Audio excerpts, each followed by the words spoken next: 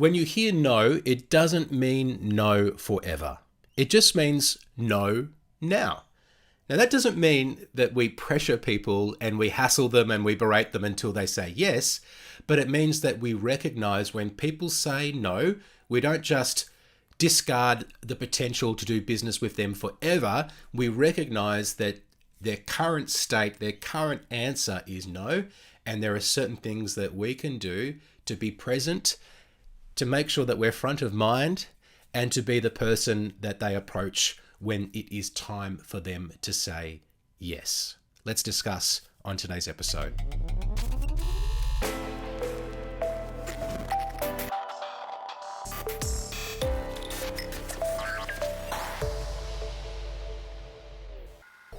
Hello, welcome to episode 138 of CRE Success, the podcast.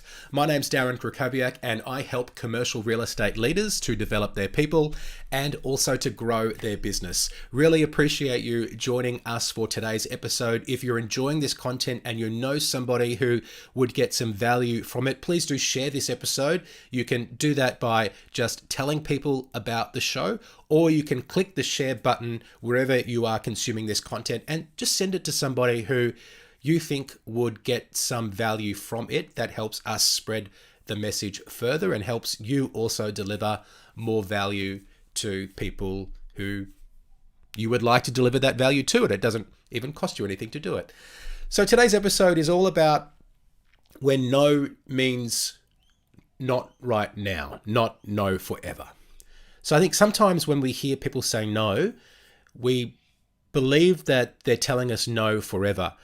But unless the person says to you, no, not now, not ever, then what I want you to do is to just have the frame of mind that when somebody says no, it just means no, not right now. And that we should park that person into a category which I call not now prospects.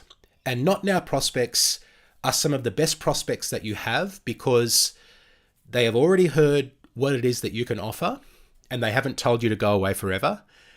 You've also qualified them as a prospect and you've identified if there is the potential to do business with them, and they're hopefully somebody who is an ideal prospect for you who you would like to do business with, but it's just a timing issue. It's just not the right time for them. So in today's market, I believe that there are more prospects who previously didn't have a need that could have an emerging need or will have a need that wasn't present before because of the changing market conditions. So your job is to have a system to stay in touch with these people.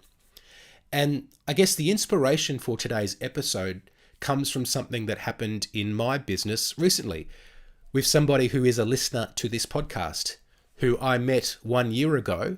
And at the time, that person wasn't ready to work directly with me.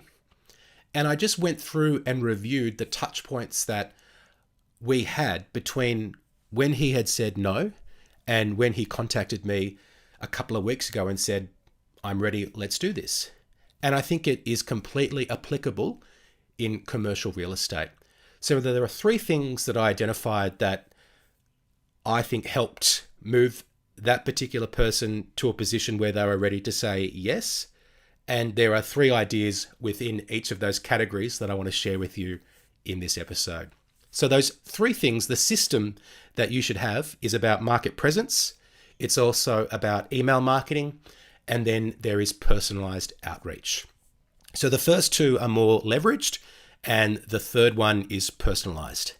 And I don't think it takes a whole lot of work to put this system in place, but the rewards that can come to you by remaining top of mind with people who you would like to do business with in the future, pretty big rewards for relatively small effort once you've gone through that initial sales process, even if it didn't result in a match in the first instance. So let's talk about those three things. The first one is market presence. And there are three things that I would recommend that you do to build a market presence and maintain a market presence so you continue to be seen as active in the marketplace. The first one is social media. And I think we just want to pick one or two channels where we're going to be present and where people can recognize and stay in touch with us and see that we're still around and active.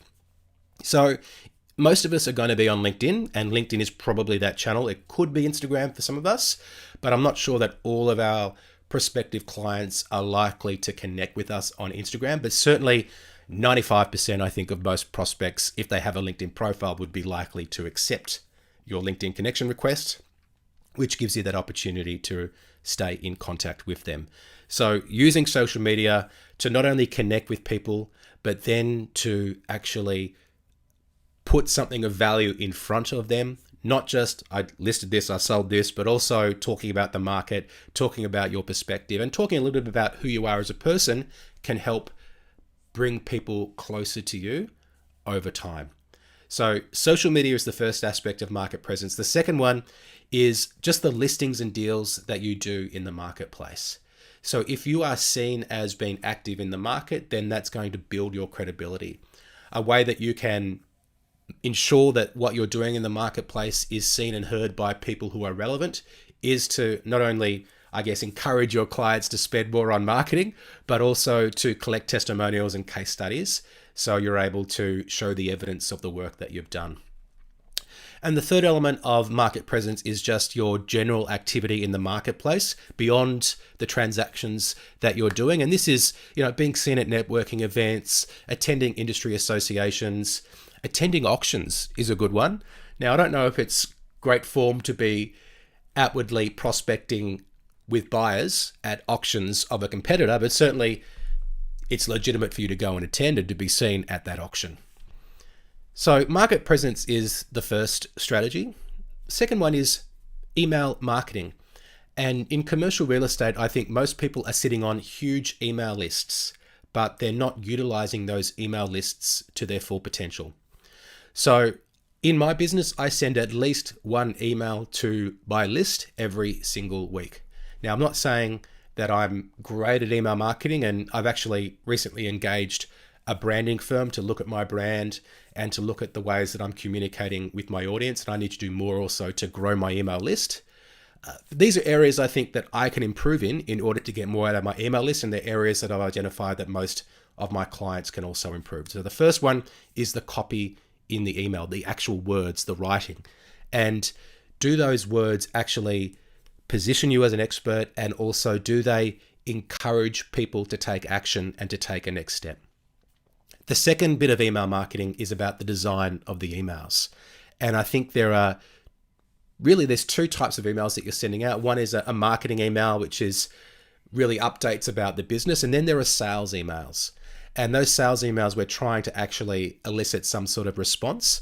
And my tip for you in regards to these is to consider sending them from your CRM rather than sending them as an email blast.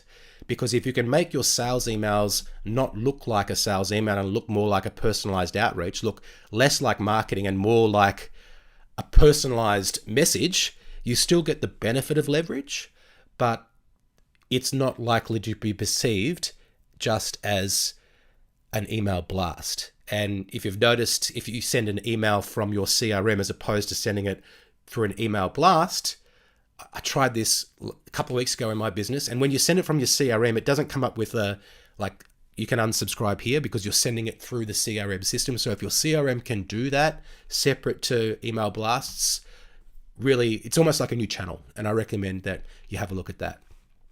The third part of email marketing is to make sure your list is segmented. So we're able to contact people about specific things that are more likely to be of interest to them. So the email frequency is higher, but they're only receiving more things about what is relevant to them, whether that's based on potential landlords who could be vendors, or landlords looking to lease space, whether that is buyers, whether that's potential tenants, etc. You can also list based on geography, sector, and so forth. So we've talked about market presence, we've talked about email marketing. The third way, I think, to continue to keep our not now prospects warm is through personalized outreach. So 3 things that I would recommend that you do, and these are 3 things that I did with the gentleman that I was telling you about at the start of this episode. And I went through and tracked how much personalized contact that I had made with that person. And it wasn't that much, right? I think I tried to call them once or twice over the past year. So that would be voice call as the first strategy. Second one was about email. So personalized emails, directly me typing the email and sending it to them, not through any systemized approach through my CRM or through an email blast. And the third one would be SMS. So an SMS is just a different channel to communicate with people, but it's not only more casual, but there's a higher likelihood of a reply. So I think by the time you've actually presented to somebody and they've said to you, look, I'm not interested, or I'm not interested right now, hopefully you've got enough credit in the bank to be able to start opening up that SMS communication channel and have that conversation with them. So I hope that today's episode has been helpful to you.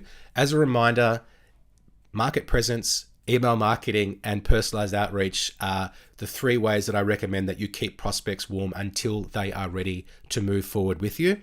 I do want to invite you, before we go, to our prospecting pipeline masterclass. It's how to build a prospecting pipeline. It was a good session last time, so we've decided to run it again later this month. If you are consuming this content in May 2023, you can join us in just a couple of weeks. If you'd like to know more about this masterclass, you can go to cresuccess.co/pipeline to get all of the information. It's live and it's free, and we've built it especially for commercial real estate professionals. So go to cresuccess.co/pipeline to register, and I look forward to seeing you there. That's our episode for today. Thank you so much for listening, and I will speak to you soon.